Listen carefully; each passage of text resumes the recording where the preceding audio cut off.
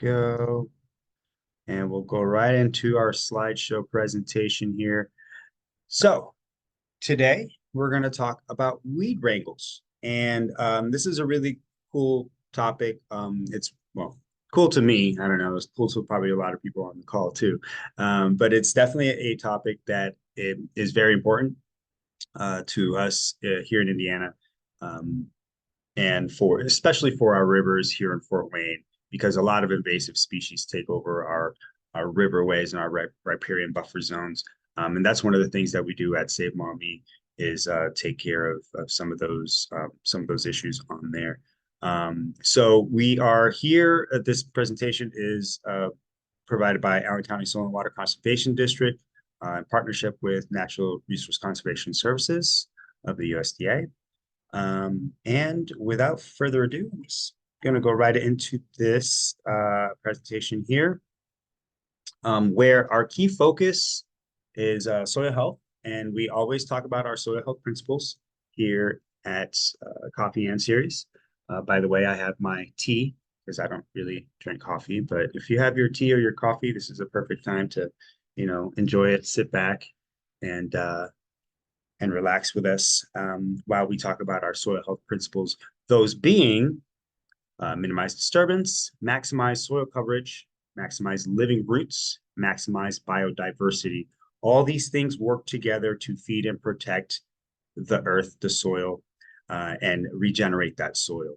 So when we farm it, when we till it, we're destroying the house that microorganisms live in. And those microorganisms are essential to provide the nutrients and reactions that we need beneath the soil. So again, key focus is soil health. And how do invasive species fit into soil health? That's what this is all about today. So, before we go on, just a plug here, we do have our native plant sale going on. Orders are due by April 12th, so that deadline is coming up. Please pay attention to that if you're really wanting to get some natives going on your property. Please let us know, get your orders in, and we'll have our pickup date at Bloomingdale Gardens, May 11th, 2024. So what we're going to do, again, a reference to invasives here, we want to get rid of the invasives so that more native species are able to thrive in those environments. So when we remove natives, we always want to try to replace. That's, again, going back to soil health principles and keeping living roots in the soil as much as possible. So give me one sec here, and we'll go on to the next one. Okay. All right. On the call today, we have Dugan Julian, who is our regional specialist here in Northeast Indiana with SICIM, the State of Indiana Cooperative Invasive Management. And he's here to tell us what SICIM is, what weed wrangles are, how the state gets involved, how locally we can get involved, and what we need to do to make sure that we get their support, because that's what they're there for. They're there for to help us out with resources and support. And I know I had a little bit of an introduction here for him, but we're going to go ahead and let him introduce himself here in a second. But also on the call, Chad Shaw, we're going to get Chad Shaw on the call, but we have Evan Hill on the call as well. I believe that, like I said before, that confusion with the meeting link is, he's got us confused. But we're going to get a hold of him and get him the right meeting link here. So, Dugan, if you could tap in and introduce yourself real quick, and then we'll get right into what SICIM does.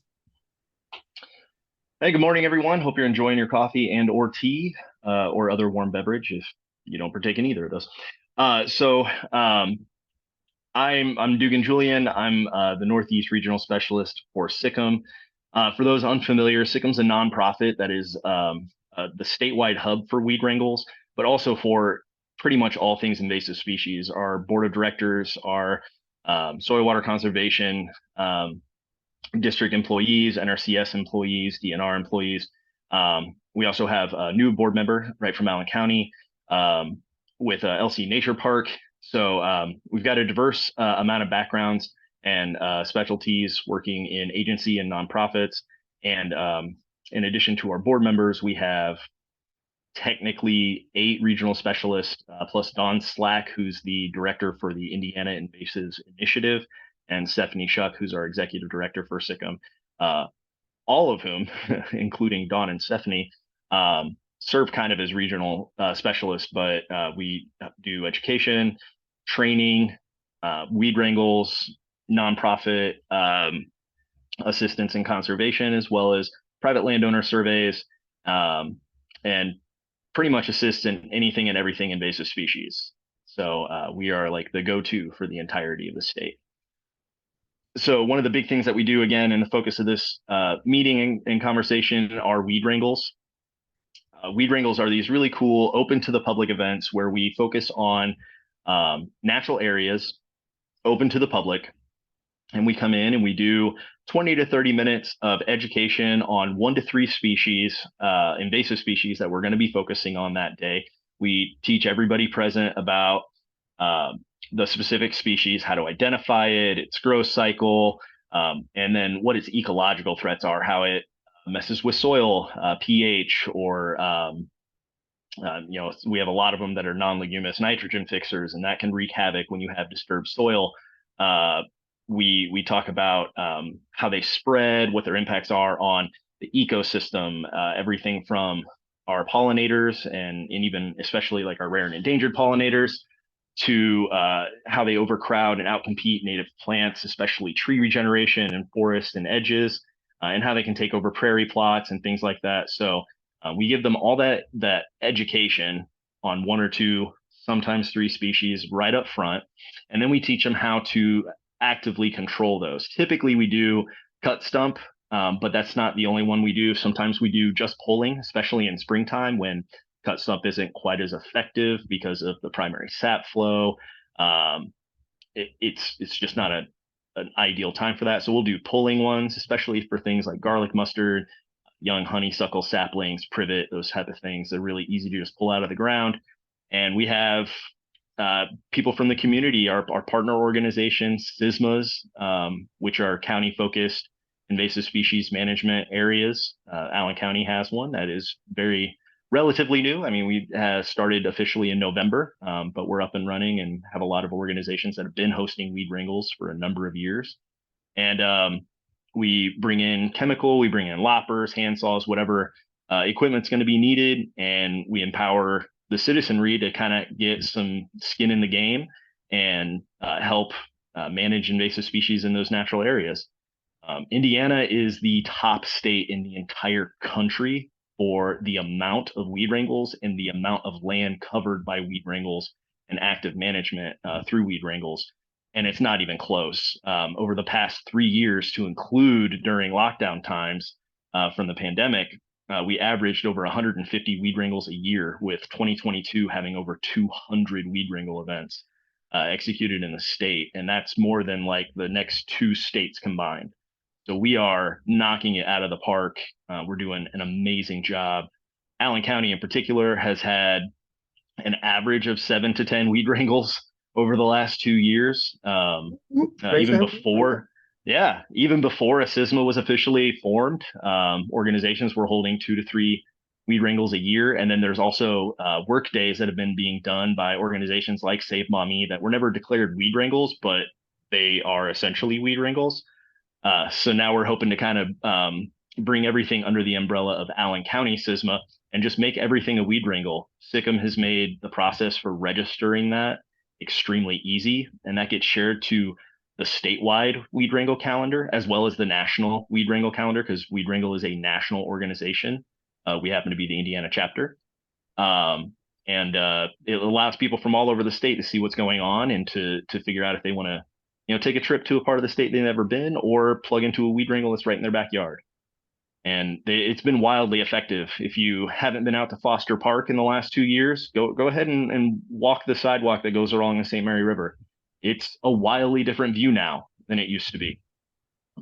We've covered a lot of ground, and that kind of impact can be seen throughout Allen County and throughout all of Indiana. In fact, everywhere that we do a weed wrangle, We see native plant regeneration within a year after. We see active management going in because sometimes it's just too much to even think about starting. But when you get 10 to 15 people out for 3 hours, I Mm, mean, really quickly, that's a lot of man hours in just one afternoon. And now you've put a dent in, and now you have a starting point, and it can be a really great way to use that momentum to segue into active management in that area. And then the next growing season, that area doesn't have so much wheat regrowth. You can go in and pull those things out or do a foliar spray really quick. And in 2 to 3 years, you've now managed that area, you've depleted the seed bank, and now the natives start coming in. Now the natives start reestablishing and they get that good soil going. They start colonizing, and there's no place for the invasives to kind of get a foothold back in. Now you don't have to treat that area anymore in 3 to 5 years, is the plan, at least. So, excellent. yeah, so that's kind of just the overall of what a weed wrangle is, what its purpose is, and what the after effects are. Um, Cool. I love Thank you doing for them. It's that my favorite part of introduction. the job. Yeah. Killing weed rank, killing the things that we don't need there, the invasives. Yep. So we're gonna get into some specific questions here and definitions and stuff, but um, that's great information. Thank you for all the work you've done so far and you continue to do. And I concur when you have, a lot of people that come together with that goal, you can get a lot done, whether it's removing invasives or planting trees. The Save Mommy organization has done that, like you mentioned before. They've done a lot of those, and they've got an event coming up as well next month for tree planting. So they've got riparian buffer initiatives as well. So I've seen a lot of this firsthand. So we're going to go ahead and go into a little bit and ask, bring Evan in as well and ask him about Acres and kind of how Acres manages their invasives and stuff.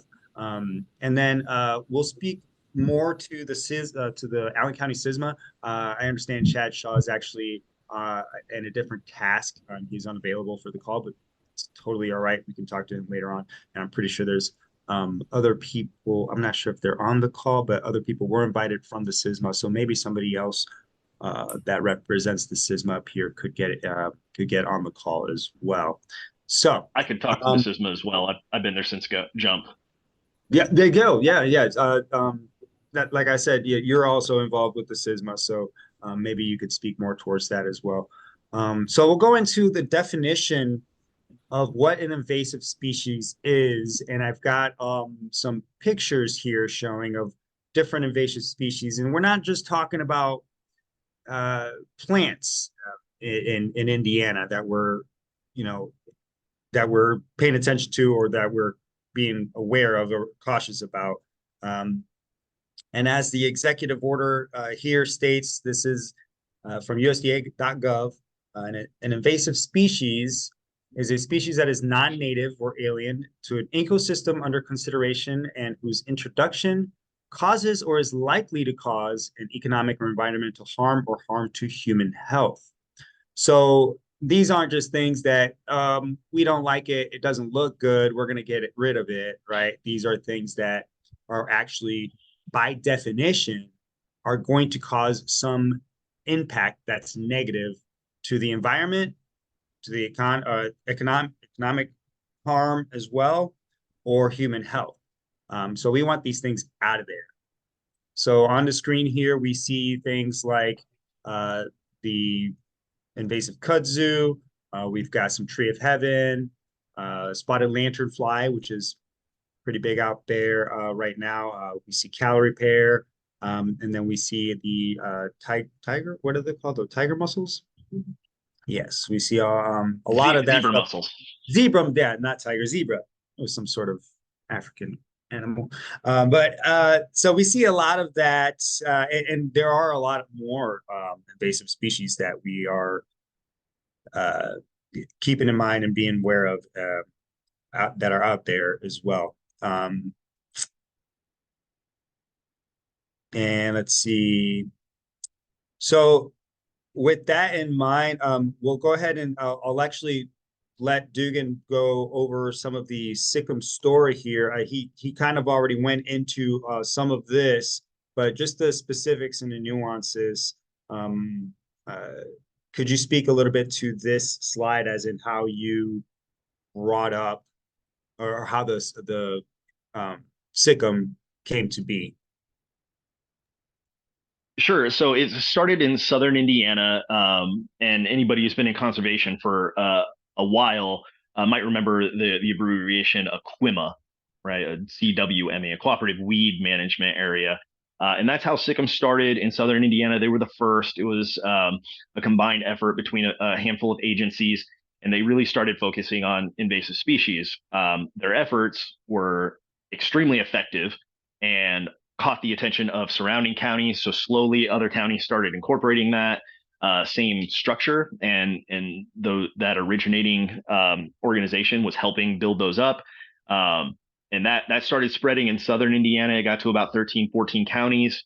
Um, and so they started the Southern Indiana Cooperative Weed Management Area. Um, as that kept progressing and more people saw what was going on, it spread all the way out to like Brown County and started going east and started creeping north over the years.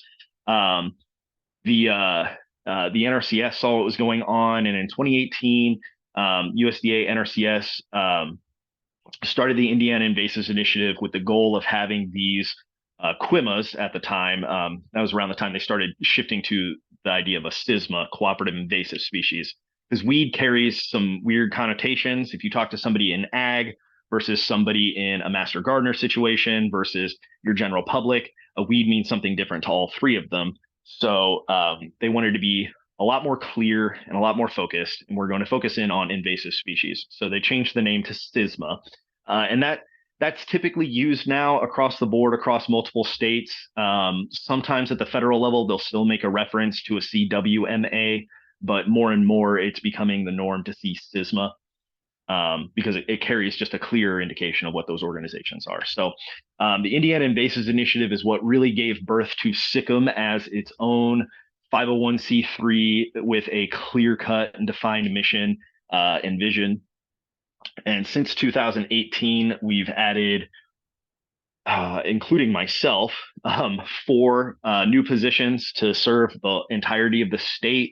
We changed our name to State of Indiana Cooperative Invasives Management because, well, we had every county being covered by somebody, and it made no sense to keep being Southern Indiana, because then people in the north were like, well, they don't help us, and that was absolutely not the case.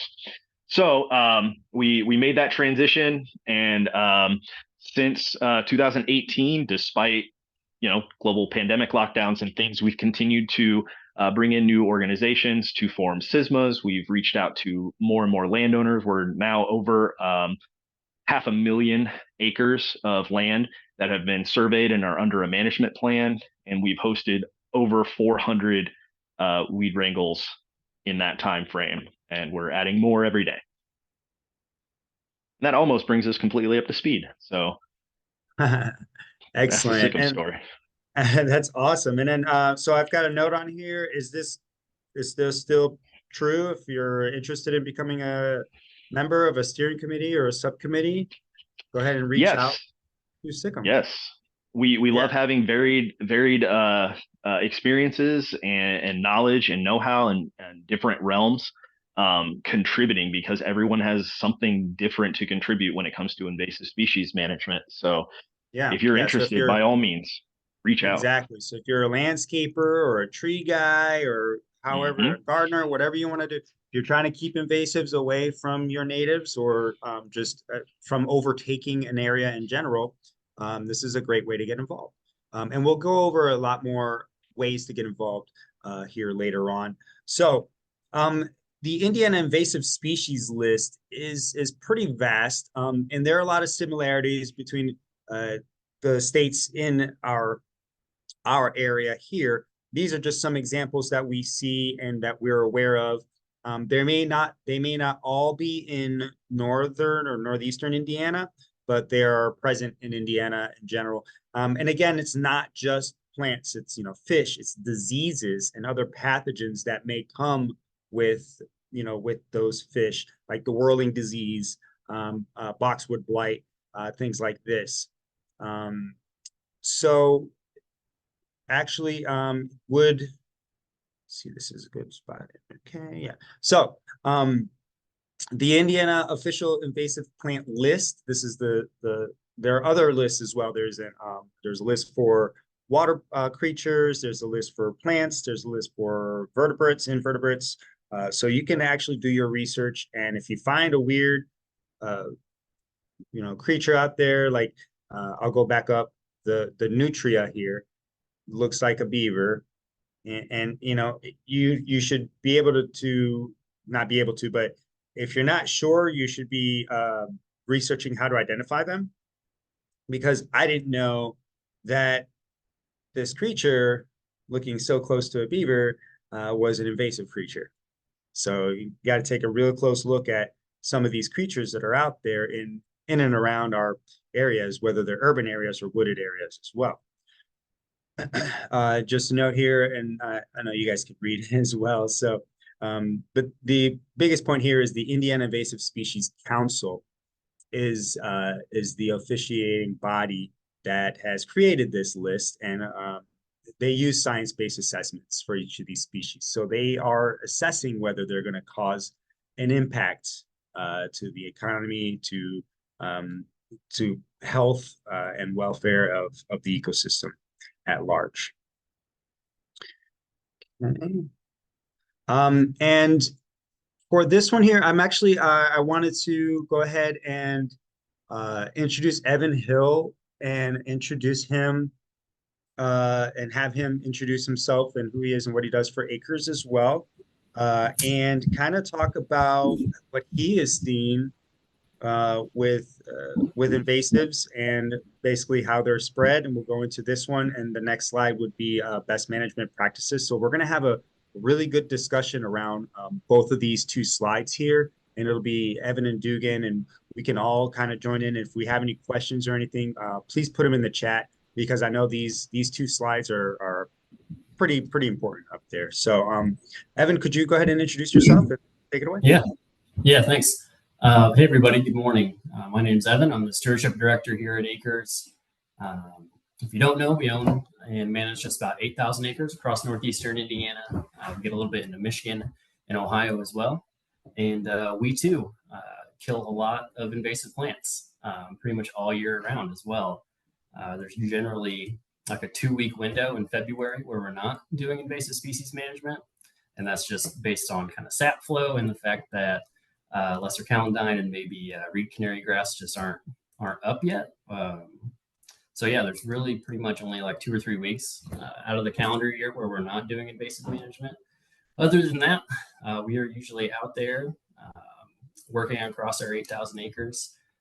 We tend to cover about 500 to 600 acres per year. We've got 3 full-time field staff, then myself and our project manager try to get out as much as we can as well. But yeah, we manage pretty much everything from stilt grass to the more shrubby invasives, honeysuckle, autumn olive, multiflora rose. And then we also do a lot of work in our wetlands, mainly reed canary grass and Phragmites and cattails. So yeah, kind of varies across a lot of different plant communities and a lot of different areas throughout our service area as well. Yeah. So what are some of the things that you pay attention to when managing these areas as it pertains to the spread of invasive species? Are there certain birds you're looking out for, or certain, just knowing that the lanternfly is coming? Are you looking for like different nests or anything like that?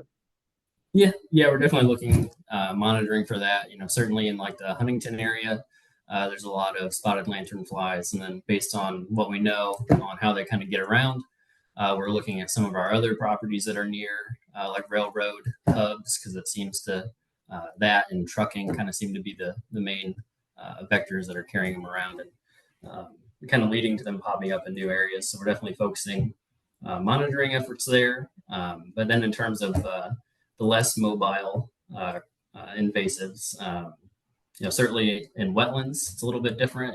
Water tends to move seed a lot. But always just doing what we can to help limit our spread, we certainly want to clean our boots, clean our equipment. Anytime we're going to a site or moving from a site that has those invasives known on to a site where maybe they're not on, we certainly don't want to be, moving seed into a new area and introducing those invasives to a property where they might not, currently be at. So that kind of, is a little bit in part to the next slide for best management practices is just, as a land steward, doing our best, to help limit that impact too. Great segue. There's a lot of different ways that invasive species spread, and when we know about them, or we know exactly how, not exactly how to manage them, because I mean, this is why it's called a management, right? Invasive species will spread. So it's about making sure that you're trying to do as much as you can to limit that spread. We see all the natural pathways here on the slide: winds, currents, insects, seeds, spores, migration. A lot of this stuff we cannot change. Leaving environmental changes out of the way, because they're going to change as well. And then like you were saying, our man-made pathways, tourism, when we have people visit our sites that we are stewards of, making sure that we're bringing awareness to those invasive species, areas where there may be heavy presence of invasives, or where they're currently being managed, to stay away from those so we limit that spread. Wow. And then, going into the best management practices, if you take care of your land and you're one of the landowners and you're informing the land users, then, you'll be able to limit that as well. Going back to how invasive spreads, I'd like to bring on a coworker of mine, Elissa, and kind of talk about here in the urban setting, what we kind of encounter when we are looking at the closeness of our urban lots and how invasives may spread. Yeah. Hold on. You should. We have a lot of landowners that are concerned about their spaces when they have a neighbor that has invasive species on their lot. Dugan or Evan, do you have any advice to our clients to kind of help them talk to their neighbors about invasives? How can they engage in the conversation with their neighbors about their invasives that they don't want to come onto their properties? Sure. Yeah. Other than maybe like spraying. Yeah. No, we have that come up a lot. Usually it's, kind of that conversation happens organically. Usually our neighbors will see us, doing work, and they'll ask questions about, hey, what are you guys doing? What are you spraying, or why are you pulling that? And then we can kind of explain, what we're doing. And that segues really well into like offering to go over to their property and be like, hey, usually we'll even offer, we'll be like, hey, if you guys let us treat, the invasives, 10 yards in to your property, we'll do it. It's usually, that cost, it's, if you were to contract somebody to do that, it's a significant cost. So we usually offer that. And then, offering to show the people how to do it themselves. And then, you can even, if you've been working on your own property for a while, you can offer to have them come over and look, be like, hey, we treated this area, 2 years ago, or for the last 3 years, look at the difference, look at the difference in diversity and everything in the plant, in the herbaceous layer. And so, just kind of showing them the importance of it and why it's important. And the outcomes too is usually really helpful. Dugan, you have anything to add? I'm sorry. No, you're good. From my experience, it's very much the same. Have the conversation, and much like Evan's saying, go to them with the solution already, like ready to offer. And that's always better than being like, hey, you got English ivy and I'm worried about it coming to me. Oh, well, now you've just put a problem in their lap. But if you're like, hey, I had English ivy and I got rid of it. Did you know that like is really toxic to a lot of pollinators? I had really good success. You want me to come over and help you get rid of it sometime? And also, here's an alternative native ground cover type thing. Like Martha's Riverview Nursery has this whole bunch of really cool stuff you could get, and it's not that expensive type thing. So when you have those conversations, go in one, knowledgeable, not just, you don't have to know everything, but know who to point them towards, and two, have a hand of help extended. And those conversations typically go much better when I'm doing landowner surveys for someone who knows that their neighbor has really bad invasives near them, and this includes urban settings, I encourage them to invite their neighbor to come with them on the landowner survey so they can hear me talk and point things out and talk about the ecological threat and how easily it spreads, and how most of our invasives, something like 80 to 90%, are escapees from landscaping. It starts clicking with people that, oh, well, this is a problem. Even if it's not a problem in my yard, it's a problem for somebody else. And it starts opening up their eyes to the larger impact of invasive species. And most people are pretty receptive. You're always going to have somebody who's not. So you got to know when to be okay with that conversation not going anywhere, and know that you're just going to have to keep fighting that invasive species off of your property. But I mean, that's the worst case scenario. If you do everything you can and they still don't want to treat it, just know that you're going to have to do preventative maintenance all the time.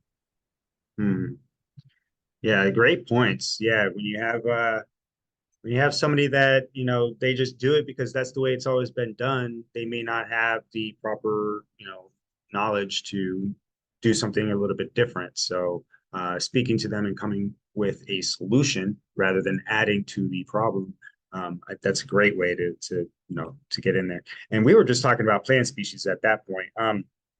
Something else that we've seen and talked about and heard of is spraying for pests, right? And there's a big, I think there's a big uptick in the use of pesticides, especially in urban settings, when there aren't any pests around. There's like, oh, well, we're going to prevent it, like a preventative maintenance type thing, and they start spraying when really there's no need for it. And also not utilizing those chemicals according to the instructions, and then those chemicals end up spreading to your neighbors. So that's something that we've heard from a lot of our customers as well, as a management practice that is out of their hand, but you know, they have questions on how to do that as well for the bugs. So which we're just going to go ahead and go right into the best management practices. So the concerns that rise up and spread invasive species are things like soil disturbances, when you're doing clear cuts, when you're moving things from one site to another, imported firewood from somewhere else that may have a disease or a pathogen, and then you're bringing it into your environment, and now you're causing an issue with your environment there. Other things, you can read the slide. I'm not gonna, I don't like reading the slides because it's, you know, it's insult to your intelligence, in my opinion. But these are some of the things and more that are concerns and are mitigated by best management practices. So one of the best management practice is to be able to identify the invasive species. If you're able to early on, like right now, a perfect time to identify honeysuckle. Young honeysuckle is easily identifiable and easily you can easily pull it out by hand if they're the small baby ones. And then for this slide here, I actually wanted to touch on prescribed burns, because we don't really see those a lot in the urban setting, but they're very, very important for soil health and invasive species removal. And I know that Acres has used prescribed burns before. Evan, could you speak on that? Yeah, I can talk to that a bit. I'll preface it though by saying that, you know, using fire as a management tool for invasive species isn't always the best practice. Some are invigorated by fire. Most are, unless you have the right conditions, most won't be killed by prescribed fire unless the conditions are like perfect. But to implement it as a tool for invasive species management, I guess I would just recommend, if you're going to do that, you want to do it, you know, as a follow-up to like to an herbicide application. So if you go through and you basil bark, or, you know, do hack and squirt, or cut stump treatment on invasive shrubs, and you want to make sure you're killing any potential resprouts, you know, that would be a good application for prescribed burns targeting invasive species specifically. At that they would be very small and much more likely to, be susceptible to the fire itself. Yeah, I don't know where I was going with that, or if there were additional questions I was supposed to answer in there. No worries. Yeah, no. Actually, an additional question. Do you guys do anything to the area after the burn? Do you do anything to that soil? Sure. No, we don't. The areas that we're burning are very natural. We're either doing them, in oak hickory forests, or occasionally prairie burns as well. Those areas don't require any follow up, unless it is, if we were trying to, or if we did burn and there were large invasives in there. As I mentioned earlier, sometimes those larger shrubby invasives aren't going to die, so we might have to go back and retreat those. But yeah, in each of those systems, they rebound extremely quickly and extremely well to fire. Most oak hickory in savanna and prairies, they developed, with fire. That was a very natural process that took place to help to develop those plant communities. So it's not anything new. They're well adapted to it. So yeah, generally no, there isn't anything. So you're looking for you're going to apply this management tool in places that will regenerate and bounce back quickly. So you're looking for that, again, identifying the areas that work well for this.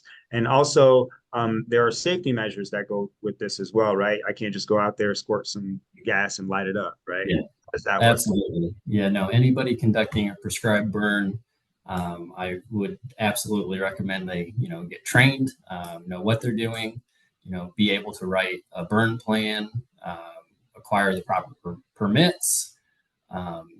If you're burning a natural area for natural vegetation management, it requires a burn permit.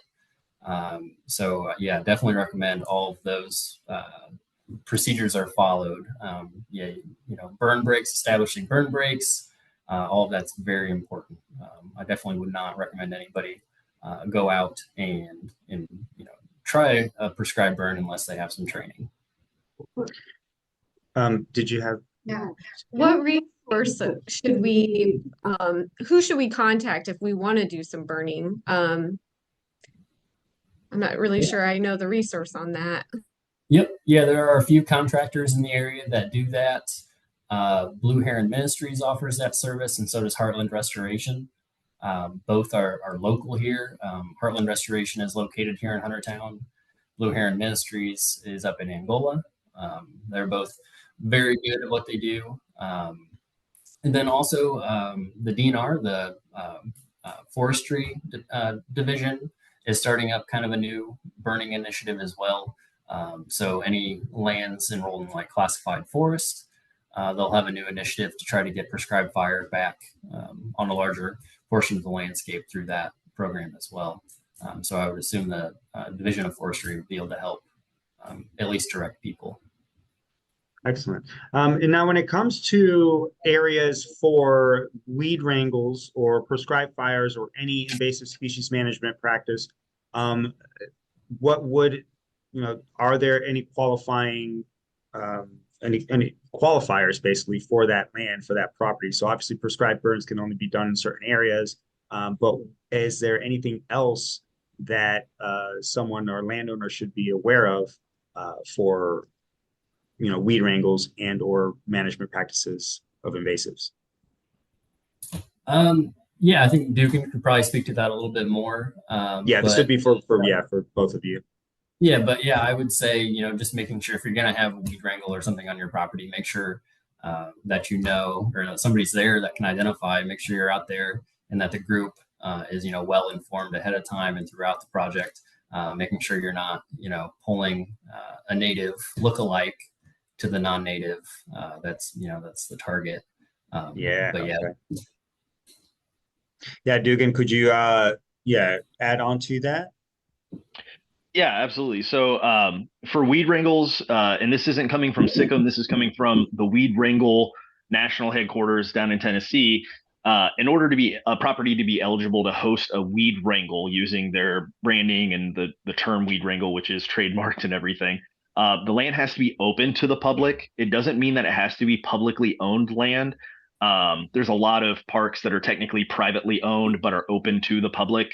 Winona Lake Trails in Warsaw, or technically Winona Lake, for instance, is one of the largest mountain biking trails in the state, and it's technically privately owned, but it is all the time open to the public. We've hosted a ton of weed wrangles there because it is considered a public natural space. So it has to be open to the public in order to host a weed wrangle there. So nature preserves that have trails that are open to the public, publicly owned land by parks or counties or cities, all of those are open.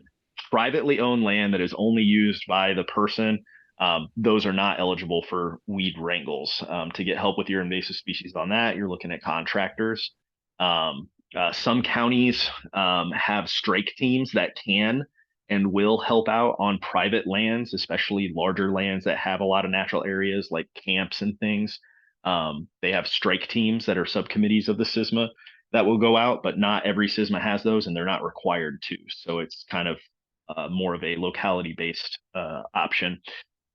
But and then for the weed wrangles, to make sure we're not hitting those native species that are lookalikes and everything, typically the regional specialists for that area will do a survey prior to the weed wrangle and go in and look at what the dominant species are that are going to be most easily hit with a weed wrangle. Because if you're dealing with Asian bittersweet sweeping through a forest, it's usually not super great for a weed wrangle because it's a lot of vine removal and things like that. Or if it's a bunch of ground cover of something like winter creeper, that's a little harder to do a weed wrangle for because the management for that is a little more complex than just cut stump or pulling.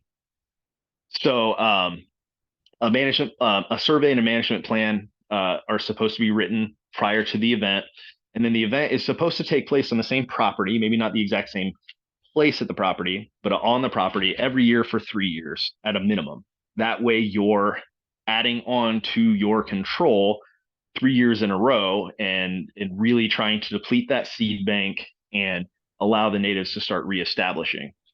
So those are kind of like the guidelines. It has to be open to the public. You have to do a survey and you have to do a weed wrangle on site 3 years in a row. Okay. Excellent. Those are pretty much it. And they're all just best management practices to make sure nobody's just wasting time, wasting chemical, beating their head against the wall and getting really frustrated. And then also to mitigate the impact of the weed wrangle, because there is, you might have a chemical drop and, oh no, we have a spot where, a weed wand full of glyphosate spilled out. Well, whatever's there is dead now. Yeah. But Right. we do everything we can to mitigate that. Okay, excellent, excellent. So with that being said in that definition, so let's say that we're in an urban setting and there's an empty lot next door, or like in an alleyway or behind that is owned by somebody that is maybe not in town. Would somebody be able to get permission from that landowner to do a weed wrangle on an empty lot in an urban setting? Would that be eligible? That one is a situation that I don't know has come up. So it'd kind of go to Dawn, who's managing the weed wrangle hub for Indiana. If that lot was open to public use, I mean, probably. Yeah. And I know abandoned lots in urban areas usually are like, places for, throwing a frisbee or stickball or, Somebody name to a thing. walk their dog or something. Right. Yeah, an unofficial dog park type thing. Yeah. I would say possibly. Usually we err on the side of yes, do one. Right. Because we absolutely love that people want to go and manage invasive species. So Yeah. I think the education portion is very important too, mhm. because you're not just pulling out weeds, you're showing people what they are, why they're invasives, and why you're managing them in the first place. Now, with that, so you talked about a 3-year kind of letting the natives come back and having that improvement go on.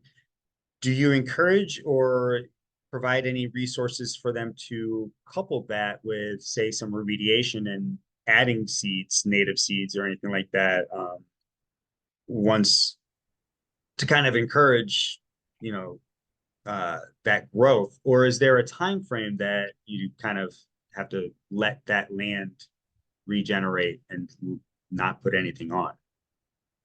Yeah, so we absolutely encourage remediation, planting of natives, that kind of thing, in almost every scenario imaginable, especially in regards to weed wrangles, because it is great because it's a jump start. It's a jump start into the natives. You're not waiting for something to come back in and establish itself. You're coming in and putting things that should be there and were extirpated from the area because of the invasive species or other situations. It was clear cut or name a reason. Okay. Sometimes it's not best to do that immediately after. Very heavy infestations of honeysuckle, for instance. Honeysuckle is allelopathic and it can really mess with the soil quality and health. And there's a few studies that have come out that indicate that it takes a number of months for that soil to get back to 100%. So some of the more sensitive native plants that are supposed to be in the area might not be best to go and plant or seed immediately. Might want to have a little bit of time to wait on that. What I've recommended to a lot of weed wrangle sites is do a heavy weed wrangle the first year and don't go and plant immediately after that, because year two is when you're going to come back and it's only 1 year growth that you're really dealing with in that area. And that's a lot more hand pulling, maybe weed wrenching, occasionally some digging or grubbing. And it's a lot less chemical, and so any type of chemical transfer in the soil and stuff has been completely eliminated as a factor. The soils had a whole growing season to kind of remediate, get the mycorrhizal fungi and everything back up and running to where they should be. And that's where we see a lot more success if they come in and do a year two or year three planting instead of trying to go in and do it all like at the same time or even on the same day. I tell Okay. everybody it's a marathon, not a sprint. It took years and years for that area to get to the place that it is with invasive species. You can mitigate and undo that decades of invasive infestation in only a handful of years and actively remediate it in a much shorter amount of time. But you have to be patient and you have to be very precise with your timing, or else it gets really frustrating really fast. Excellent. Yeah, no, that's great information. So there's definitely a time frame, especially if it's heavily infested with that invasive species, and depending on the amount of chemical application that's being utilized. And this is a good time to just mention part of BMPs is chemical application as well. There's a best time, place, and amount to utilize. You can't just go buck wild and go, we're going to kill it all. Yay. You're going to end up killing the things that you don't want to kill. Remember, we're trying to bring things back, not just eliminate things from that area. So keeping that in mind when we're doing these weed removals, weed wrangles, invasive species removals.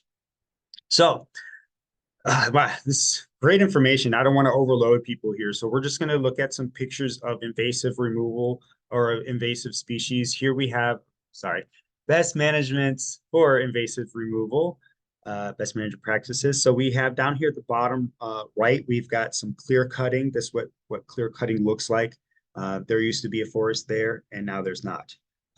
That's a lot of soil being exposed. That's a lot of area for other species to be moved in, and there's a lot of disturbance going on in that area. Here at the middle here, we've got some bare soil. That looks like maybe somebody's farm, down there somewhere, up north somewhere, unfortunately. But there's a lot of farms like this around here that are just completely bare, no residue whatsoever on there, and that's just fresh ground for weeds. Because remember, weeds love poor soils. So if we don't have good life in the soil, we have a good situation for weeds to grow.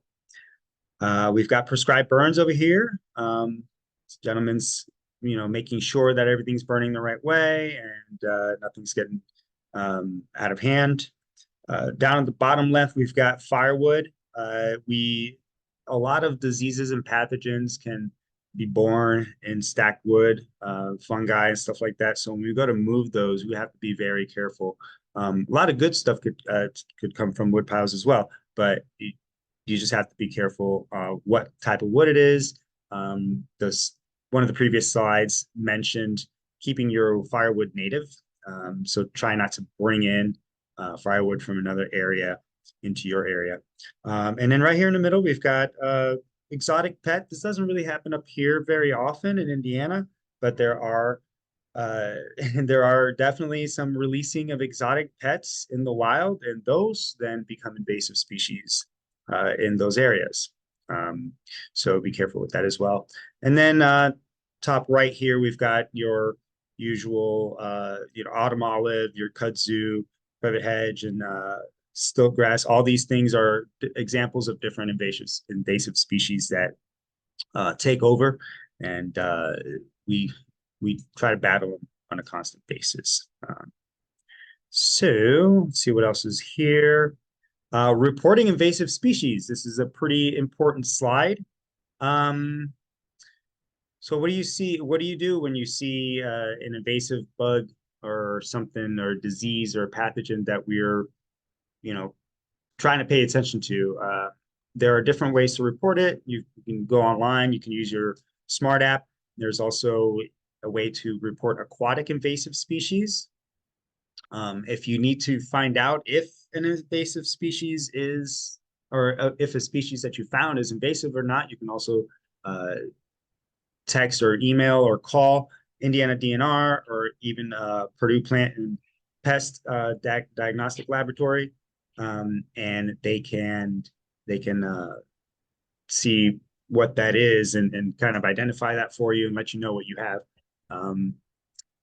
Also, the Indiana DNR invasive species hotline is 1-866-NO-EXOTIC. So if you utilize that to report, you can totally utilize.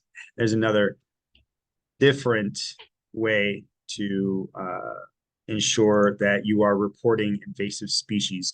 Dugan, was there something else that you wanted to talk about as pertains to reporting invasive species that I'm missing? I feel like I'm missing something. Yeah, just a bit of a update on the smartphone app. There's actually an EdMaps app, and that is the requested for the makers of Glidden have now really shifted everything to EdMaps. It's the same people with Bugwood. So there's an EdMaps app, and it can report plant invasives, insects, disease, animal, and aquatic all in one place. Perfect. Thank you for that update. Yes. It's the exact same EdMaps that's in the website thing. So it's EDD-MAPS. And there's a pro version and a regular version. It doesn't really matter which one you do. They will upload to the same database and go into the same mapping. Also, iNaturalist also is reporting to EdMaps when you report and confirm invasive species sightings there as well. Okay, excellent. See, I knew I was missing one. iNaturalist, yeah. Utilize EdMaps. So if you are in the realm of invasive species removal, if you work with Save Mommy, if you're a volunteer, if you've got your own property that you manage, and you see an invasive species, definitely utilize these resources to call them in and report them, because we would like to get those managed as quickly as possible so that they don't take over and cause any economic or personal damage or physical damage to any property or structure. So with that being said, let me think. I think we've got, yes, this is another important slide here. I got some important slides after important slides. Love this. We've got a few more minutes left. So how do people get involved? We've talked about Allen County CISMA. That is starting up. Actually, Dugan, would you like to, do we have any news on the CISMA? I know there's a meeting coming up, but is there anything that is... Yeah, so we're completely up and running. It is officially, for the time being, we haven't decided on changing the name yet, but it's Allen County CISMA. The next in-person meeting is April 18th from 6:30 to 7:30, and that is at the Botanical Conservatory in downtown Fort Wayne. We're actively looking for people to jump in on some of our subcommittees and committees. We've got a lot of people involved. We're working on events and stuff for the rest of the year. And yeah, it's whatever your background. And if you've got landowners who are interested, master gardeners, master naturalists, agency folks, everybody, we want everybody. So please join. It'd be great. Excellent. And again, that's coming up, you say April 18th, Yes, April 18th, 6:30, 6:30 7:30 at the Botanical Botanical Garden. Conservatory. Excellent, excellent. Definitely check that out. Let's see. Also, Save Mommy Grassroots Organization. I happen to be the president of the board. If you're interested in any of our volunteering events or just interested in an organization at all, you can look us up online. Check out our website. We actually have a tree planting coming up April 20th for Earth Day. So you can get more information online for that. Division of Nature Preserves, Division of Fish and Wildlife, Division of State Parks and Nature Conservancy, Indiana Native Plant Society, and Acres Land Trust. Thank you, Evan, for being here with Acres. Is there anything about Acres that you want to give us? I know you guys have an event coming up. I know Yeah. I'm not sure if you're part of LC with LC Nature Park as well, but I know they have a weed wrangle coming up as well. LC Nature Park does. So Okay. I just want to throw that out there. But yeah, Acres Land Trusts. Yeah, I think we've got like 4 or 5 opportunities kind of throughout the spring and summer for different work days, targeting different invasive species. I know we've got some garlic poles, some Dame's rocket poles, and then I think some invasive brush at a couple properties as well. I don't have those dates in front of me, but I would just recommend that folks either open up our quarterly or get on our website. You can find those volunteering opportunities there. If folks want to volunteer outside of those scheduled work days, we are always looking for additional volunteers to kind of adopt preserves, help maintain trails, do invasive work, all those types of things. So yeah, definitely a lot of opportunities here. Excellent, excellent, excellent. And can those also be found on the SICIM website under the Weed Wrangles calendar? Are they official weed wrangles? I think maybe like one of those that I mentioned is going Okay. to be an official weed wrangle. The Okay. others are just going to be Acres hosted work days. Excellent, excellent, excellent, excellent. So I love that we have official weed wrangles. We have work days for different organizations. So there's so many different ways to get involved, folks. This is a way to get back into nature and learn more about these invasive species that may or may not be taking over. So with that being said, and the time being 11 or 10:59, man, I'm right on it. I love it. Thank you all for being here. This has been the Allen County Soil and Water Conservation District talking to you about weed wrangles. And thanks again. Don't forget, we have our native plant sale and we have a cover crop termination workshop coming up April 4th. For more information on those events and more, check us out on our Facebook page and online as well. Thank you, Evan, for being here. Thank you, Dugan, for joining us. You guys have a wealth of information. Keep up the good work. Yep, no problem. Thanks for having me. Yep. Bye. Bye, guys. All right. You guys have a great day.